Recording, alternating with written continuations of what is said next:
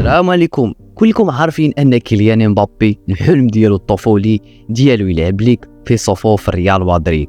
اليوم غادي نتكلموا على الجديد والجديد اللي خرج على كيليان مبابي في الساعات الاخيره.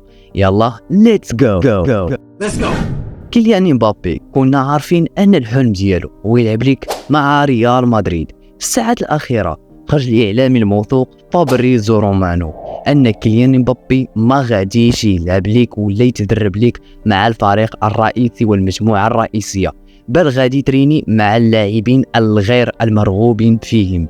وزائد انه تعرض لواحد التهميش من طرف الاداره انه ما يلعبش ولو دقيقه في الموسم الجاي. كاين اللي غيسولني ويقول لي علاش إلا باقيين عاقلين على أن النادي الباريزي اعطى مهلة كيليان مبابي باش أنه يحسم المستقبل ديالو، يا غادي يجدد العقد ديالو ولا يتم البيع ديالو في بدء الميركاتو الصيفي.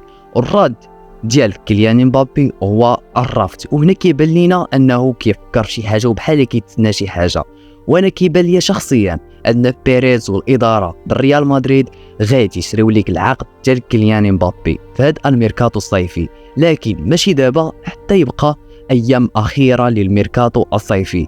عاد غادي تشوفوا بيريز دار المبادره لانتداب كيليان مبابي، حيتاش ديك الساعات غادي تكون الاداره الريال مدريد في موقف قوه، وانتم عارفين ان الاداره الباريزيه ما غاديش تخلي لك كيليان مبابي يمشي لك فابور في الموسم الجاي. وهنا كنقول لكم بان مبابي غادي يمشي للريال مدريد لهذا السبب، لان ريال مدريد غتنتل اخر ساعه، اخر الدقائق واخر الايام باش تجيب لك كيليان مبابي. وهنا كنقول لكم سال الفيديو ديالنا، والسلام عليكم ورحمه الله تعالى وبركاته.